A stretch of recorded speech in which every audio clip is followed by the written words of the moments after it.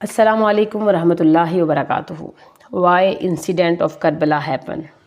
ایسا کیا ہوا کہ 50 سال کے عرصے میں جب کہ نبی کریم صلی اللہ علیہ وسلم کے اصحاب ابھی موجود ہیں، ان کی اولاد کو مظلومانہ طور پر بے دردی سے شہید کر دیا گیا۔ ان کو سمجھنے کے لیے ہم 2 سیشن پہلے کر چکے ہیں، جس میں بنو ہاشم اور بنو امیہ کے بارے میں ہم نے ایکسپلینیشن دی تھی، ان کی لائیولری، ان کے شجرہ نسب اور ان کے خاندان کے بارے میں۔ نیکسٹ ہم نے دیکھا تھا نبی کریم صلی اللہ علیہ وسلم نے اپنی زندگی میں مختلف واقعات کے متعلق جو پیشن گوئیاں دی اور جو احادیث ہمارے پاس موجود ہیں ان کو ہم نے ڈسکس کیا۔ اس سیشن میں ہم دیکھیں گے خلفائے راشدین، ان میں خاص طور پر حضرت علی المرتضیٰ کو ہنگامی طور پر کس طرح سے خلیفہ مقرر کیا گیا، اور حضرت عثمان غنی کو کس طرح سے شہید کیا گیا، اور پھر جنگ اور جنگ صفین اور جنگ نیروان کس طرح سے پیش آئی، اس کی کیا ضرورت اور اہمیت تھی۔ مختصر طریقے سے لے کر چلوں گی، لیکن اس کو سمجھنے کے لیے آپ کو پچھلے 2 سیشن کو سننا ضروری ہے، اور کربلا کے انسیڈنٹ کو صحیح طریقے سے انڈرسٹینڈ کرنے کے لیے ان سیشن کو لینا بہت ضروری ہے۔ سٹارٹ کرتے ہیں۔ ہر بات آپ کو اتھینٹیکیشن کے ساتھ ملے گی، واقعی کی صورت میں بتاؤں گی، لیکن اس کے ریفرنسز حدیثوں کے حساب سے موجود ہیں۔ محمد صلی اللہ علیہ وسلم کے انتقال کے بعد ابو بکر رضی اللہ عنہ کو خلیفہ بنے۔ 2 سال ریولیوشنری کاؤنٹرز ہوئی۔ آپ نے خود ہی مشورہ دیا کہ خلیفہ حضرت عمر کو مقرر کیا جائے۔ آپ 10 سال تک خلیفہ رہے۔ آخری حج کے موقع پر حضرت عمر کو اندازہ ہوا کہ کچھ لوگ پلاننگ کر رہے ہیں۔ ان کو بتایا عمر رضی اللہ عنہ کے انتقال کے بعد فلاں آدمی کے ہاتھ پر ہم لوگ بیعت کر لیں گے۔ آپ کو یہ سن کر بہت غصہ آیا۔ آپ نے مدینہ میں جا کر تقریر کی اور فرمایا کہ کچھ لوگوں کا یہ زوم ہے کہ لوگوں کے مشورے کے بغیر ہی وہ خلیفہ مقرر کر لیں گے، یہ بالکل صحیح نہیں ہے۔ تو آپ نے اس سے بچنے کے لیے آپ نے ٹیم تشکیل دی کہ خلیفہ انہی 6 ممبرز میں سے ہوگا، اور لوگ اس کو آپس میں مشورے سے منتخب کریں گے۔ ان میں آپ کو پتہ ہے حضرت علی علیہ السلام، حضرت عثمان رضی اللہ عنہ، عبد الرحمن بن عوف رضی اللہ عنہ، سعد بن ابی وقاص رضی اللہ عنہ، زبیر بن عوام اور طلحہ بن عبید اللہ شامل تھے۔ اور پھر آپس کے مشورے تھے حضرت عثمان رضی اللہ عنہ کو، جو 12 سال مسلسل خلیفہ رہے، ان کو مقرر کیا گیا۔ حضرت عمر کی پالیسی بہت کلیئر تھی کہ بڑی پوسٹ پر رشتہ داروں کو نہیں بلکہ ٹیلنٹڈ لوگوں کو ہی مقرر کیا جانا چاہیے۔ حضرت عثمان کی پالیسی اس سے 100 ڈگری الٹ تھی۔ آپ نے فرمایا کہ رشتہ داروں کا کیا قصور ہے، صلہ رحمی کا حکم تو قرآن پاک میں بھی آیا، کوئی حرج نہیں تھا، لیکن ان کے خاندان کے لوگ تربیت یافتہ نہیں تھے۔ آپ نے کیا کیا، بڑے بڑے عہدوں پر جو بڑے بڑے صحابہ تھے ان کو ہٹا کر اپنے رشتہ داروں کو مقرر کرنا شروع کر دیا۔ کوفے کے امیر تھے سعد بن ابی وقاص، جو کہ عشرہ مبشرہ تھے، تربیت یافتہ انسان تھے، ان کی جگہ ولید بن عقبہ کو مقرر کر دیا۔ مصر میں عمر بن عاص تھے، ان کی جگہ اپنے دو شریک بھائی عبداللہ بن سعد بن ابی صالح، آپ کو پتہ ہے کہ وہ مرتد ہو گئے تھے اور بعد میں معافی مانگ کر مسلمان ہوئے تھے، ان کو مقرر کر دیا۔ ان کی کیا تربیت تھی۔ اور تو اور جنرل سیکرٹری مروان بن حکم کو مقرر کیا، اور حکم کے بارے میں آپ کو پتہ ہے محمد صلی اللہ علیہ وسلم فرمایا کرتے تھے یہ مجھے مکہ اور مدینہ میں نظر نہ آئے، کیونکہ یہ نبی کے وسلم کا منہ چڑھاتا تھا۔ اس کو طائف سے بلا لیا اور اپنا جنرل سیکرٹری مقرر کر دیا، اور اسی نے بیڑا غرق کیا۔ تربیت یافتہ نہیں تھے، انہوں نے اپنے اپنے علاقوں میں محل بنانا شروع کر دیے، گل کھلانا شروع کر دیے۔ ولید بن عقبہ کے بارے میں آپ کو بتاؤں گی، 1-2 واقعات بتاؤں گی، پھر آپ باقی ہسٹری میں خود جا کے دیکھیے گا کہ کس کس طرح کے واقعات ہوئے۔ شراب کا عادی تھا، فجر کی نماز شراب کے نشے میں ہی پڑھا دی، اور جب آپس میں شہمکائیاں ہونے لگی کہ آپ نے 2 کی جگہ 4 رکعتیں پڑھائی ہیں، تو آپ نے کہا اور پڑھاؤں کیا؟ تب لوگوں کا غصہ بھڑکا ہے اور ان کو 40 کوڑے لگوائے گئے ہیں۔ اب یقینی بات ہے اس طرح کے واقعات ہوں گے تو غصہ تو بڑھے گا۔ جس طرح سے لوگوں نے احتجاج کے طور پر پاکستان میں عمران خان کے ساتھ دھرنا دیا تھا کہ مہنگائی ہو گئی ہے، یہ ہے، اسی طرح سے عوام میں غصہ بڑھتا گیا۔ گورنر قسم کے لوگ گڑبڑی کر رہے تھے، اپنے اپنے ایریاز میں انہوں نے ٹیکس میں لگانے شروع کر دیے، مہنگائی شروع ہو گئی، لوگوں کی جائیدادیں ہڑپنے لگے، اس طرح کی غلط حرکتیں کرنا شروع ہو گئے، جس کی وجہ سے لوگوں کے اندر غصہ بڑھنے لگا۔ اب لوگوں نے لیٹر لکھنا شروع کر دیے۔ اب جب اس طرح کی بات ہوں گی تو غصہ کس پر آئے گا؟ جس نے اپوائنٹ کیا اسی پر آئے گا۔ تو لیٹر مدینہ میں آئے اور حضرت عثمان کے ساتھ انہوں نے اختلاف شروع کیا، جس طرح سے پاکستان میں گو نواز کو کے سے حکومت کے اوپر غصے کی ایک لہر آئی۔ اب وہاں پر جو جنرل سیکرٹری تھا مروان تھا، وہ وہاں پر بیٹھا تھا، وہ خود جواب لکھ کر اور مہر لگا کر دے دیتا تھا، خلیفہ تک بات جانے نہیں دی گئی۔ اب زیادہ غصہ بڑھنے لگا، جب گورنروں نے جینا حرام کر دیا، دوبر کر دیا، تو لوگ پرسنلی مدینہ میں آنا شروع ہو گئے۔ دونوں طرح کے لوگ موجود تھے. ایک وہ لوگ پروٹیسٹ کر رہے تھے جو فزیکلی طور پر ظلم کا شکار تھے، جن کی جائیدادیں جو ہڑپ کی جائیں گی تو وہ تو غصہ ہوں گے. دوسری طرف وہ لوگ تھے جو دین میں زیادہ سیریس تھے، دین کے اصول ٹوٹتے دیکھتے تھے تو ان کو غصہ آتا تھا. اس طرح عثمان رضی اللہ عنہ کے آخری دور میں لوگ مدینہ میں شکایات لے کر جمع ہونا شروع ہو گئی. پروٹیسٹ بڑھتا گیا، 2000 لوگ مدینہ میں جمع ہو گئے. اگریشن زیادہ ہوتا گیا اور ہینڈل کرنے والا مروان تھا، اور مروان اس طرح کے گستاخی کے جملے بولتا تھا، برا بلا بولتا تھا تو غصہ اور بھی بڑھتا تھا. مروان کو دیکھ کر سن کر اچھے خاصے صحابی کو چڑ چڑھتی تھی کہ اب یہ تلکا لوگ ہمیں نصیحت کریں گے. اب معاملہ ڈیل نہیں ہو پا رہا تھا، لہذا 40 روز تک محاصرہ رہا. پروٹیسٹ بڑھتا گیا. حضرت عثمان کی بیوی نائلہ بولتی تھیں کہ آپ نے مروان کو جو مقرر کیا ہے یہ آپ کو مروا کر سارا اختیار آپ نے اس کو دے تو دیا ہے، لیکن یہ معاملہ صحیح سے سیٹل نہیں کر رہا. لوگ جو غصہ لے کر آتے ہیں ان کا غصہ اور بھی بڑھا دیتا ہے. لہٰذا 40 روز تک محاصرہ جاری رہا. 40ویں دن مروان باہر بات کر رہا تھا، پیچھے سے لوگ کود کر حضرت عثمان کے گھر میں اٹیک کیا، ان کو شہید کر. مسئلہ یہ تھا کہ قتل کس نے کیا، آیا کہ سزا کس کو دی جائے. اگریسو پروٹیسٹ تھا، تلوار کس نے چلائی یہ کسی کو پتہ نہیں تھا. اتنا زیادہ کیاس کریٹ ہوا کہ 3 دن تک دفنانا مشکل ہو گیا. حضرت زبیر کو کہا گیا کہ اب آپ خلیفہ بنے، انہوں نے انکار کر دیا. حضرت طلحہ سے کہا کہ آپ خلیفہ بنے، انہوں نے انکار. حضرت علی جب حضرت عثمان کو سمجھاتے تھے کہ اپنی پالیسی میں کچھ چینج کریں، آپ کے گورنر لوگوں کو غصہ دلوا رہے ہیں، وہ نہیں مانتے تو وہ مایوس ہو کر گھر بیٹھ گئے. اب آپ نہیں بات سمجھ رہے ہیں اور جب معاملہ بگڑے گا تو آپ خود سنبھالیے گا. پھر بھی انہوں نے حضرت حسن اور حضرت حسین کو گیٹ پر لگا دیا تھا. اب پیچھے سے کوئی کود گیا اور معاملہ اس طرح کا ہو گیا اور لوگ حضرت علی کے پاس آئے. وہ کہنے لگے کہ میں تیار نہیں ہوں.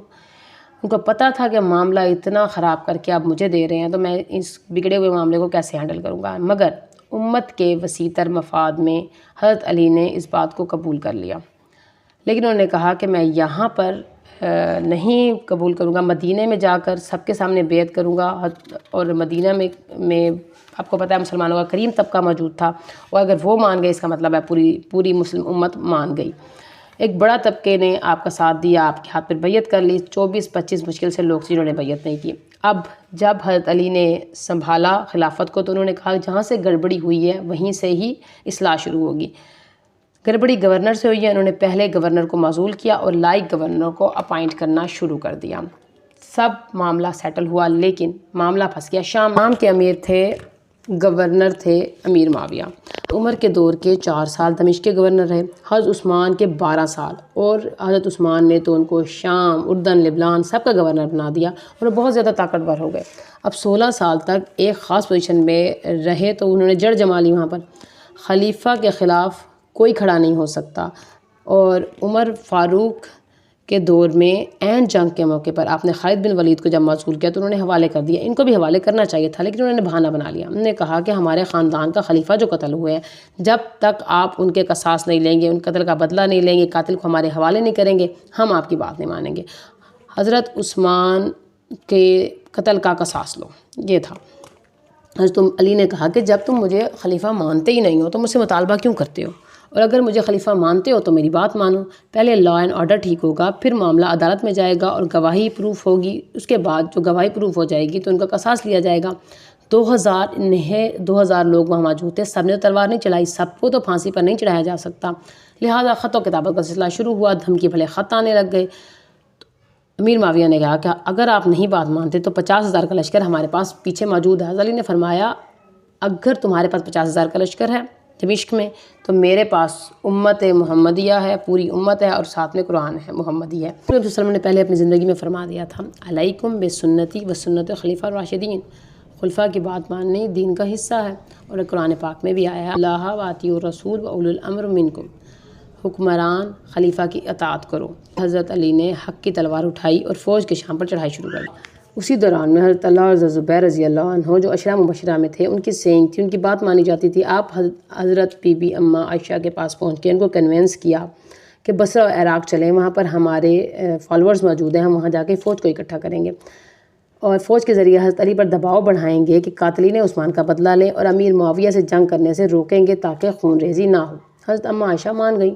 اب ایک جگہ پہ جب پڑاؤ ڈالا تو وہاں پر کتے بھونکنا شروع ہو گئے. محمد بن ابو بکر جو کہ میڈیٹر تھے، حضرت علی نے حضرت ابو بکر کی بیٹی سے شادی. محمد بن ابو بکر اپنی بہن اور حضرت علی کے بیچ میں میڈیٹر کا رول ادا کر رہے تھے.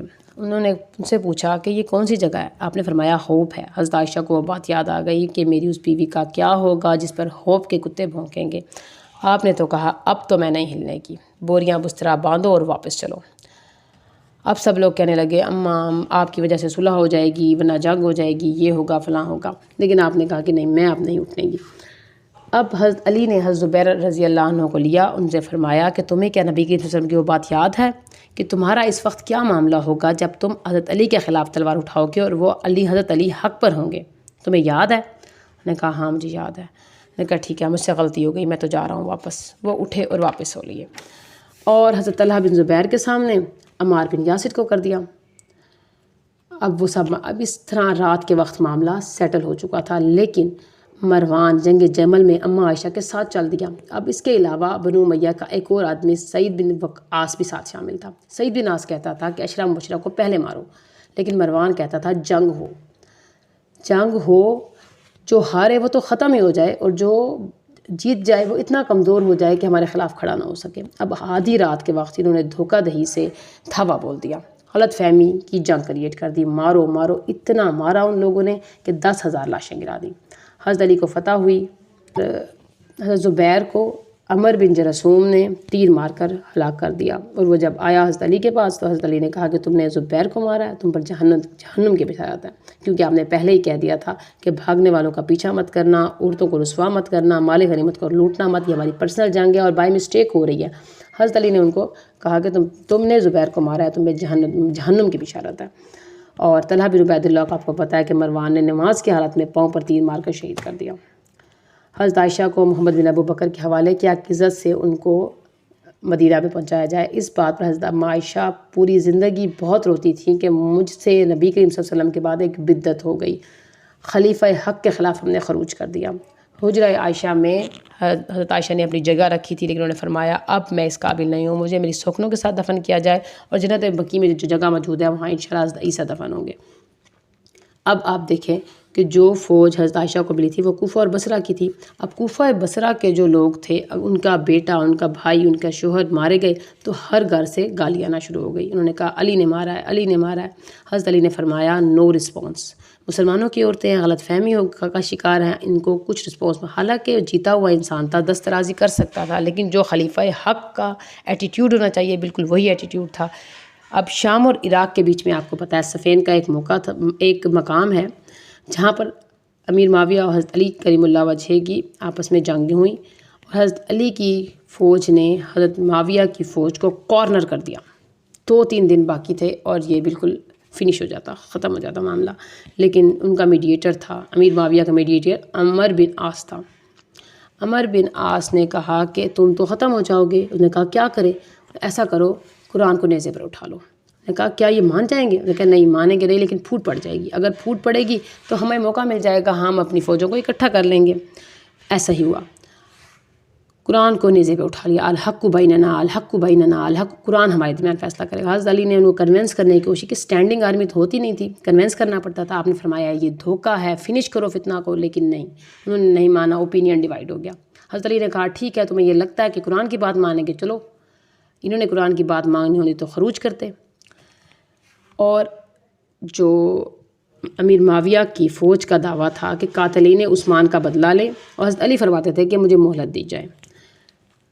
لیکن انہوں نے حضرت عثمان رضی اللہ عنہ کا کرتا، خون والا کرتا، نچا کر جذبات ابھارے. علی کی طرف سے ہوگا.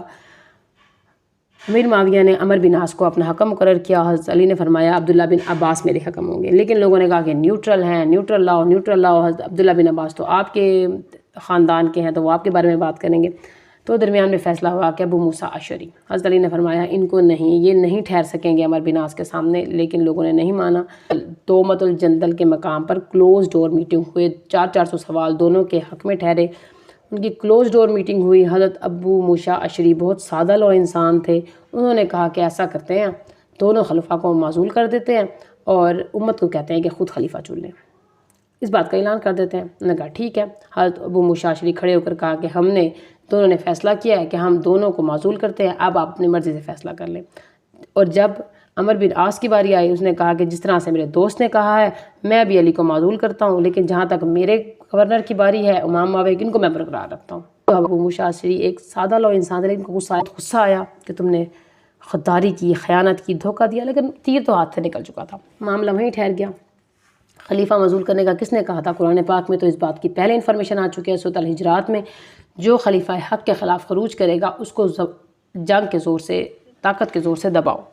یہ کلیئر انڈیکیشن قرآن پاک موجود تھا، لیکن ایسا نہیں ہوا۔ اب یہاں دیکھیں کہ عمار بن یاسر کا قتل ہوا، تو جب وہ لوگ خوشخبری لے کر آئے اور ان کا سر لے کر آئے عمار بن یاسر کا، تو وہاں پر موجود تھے عمر بن سعد بن ابی وقاص۔ انہوں نے کہا تم جنت کی بشارت لینے آئے ہو، جہنم کی بشارت ہے تم کو۔ رسول کے صلی اللہ علیہ وسلم نے کہا تھا کہ عمار کا قاتل جہنمی ہے۔ اے سمیہ کے بیٹے، تمہارا اس وقت کیا ہوگا جب تمہیں باغی جماعت قتل کرے گی؟ اب یہ بات امیر معاویہ کو بھی بتائی گئی، یہ حدیث کیا دلائی گئی؟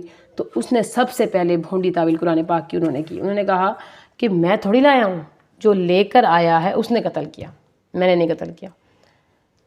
تو حضرت علی نے اس کا جواب دیا، تو کیا جنگ احد پہ حضور کریم صلی اللہ علیہ وسلم نے حضرت حمزہ کو قتل کیا تھا؟ تو وہ تو حضور صلی اللہ علیہ وسلم لے کے گئے تھے ان کو، تو اس طرح کی بے وقت سے تعویل کر دی۔ اب آگے دیکھیں، حضرت علی کی فوج میں سے کچھ متقی لوگ جو بہت ہی قرآن پر عمل کرنے والے تھے، انہوں نے کہا کہ انسان کو کیسے حکم مقرر کیا؟ حکم تو صرف قرآن ہے، تو اگر آپ نے یہ کام کیا تو آپ نے شرک کیا تو کافر ہے تو مرتد ہے تو واجب قتل ہے۔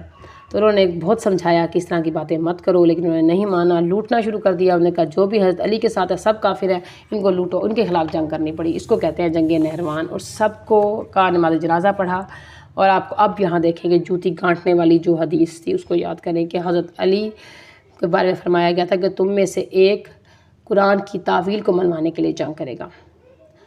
اب آپ یہ دیکھیں کہ امت پہ جب سردار لیول کے لوگ کرپٹ ہو جائیں تو اس کی مثال ہمیں حضرت حسین سے ملتی ہے، اور جب رعایا قسم کے لوگ کرپٹ ہو اور آپ لیڈر کے جگہ پر ہو تو پھر آپ کو مثال ملتی ہے حضرت علی کریم اللہ وجہ کی۔ ان دونوں ماں باپ بیٹا نے خلفۂ راشدین کی اس سنت کو بھی مقرر کر دیا، اسی لیے فرمایا گیا تھا کہ نبوت بھی لازم ہے، تم پر خلافت کا دور بھی لازم ہے۔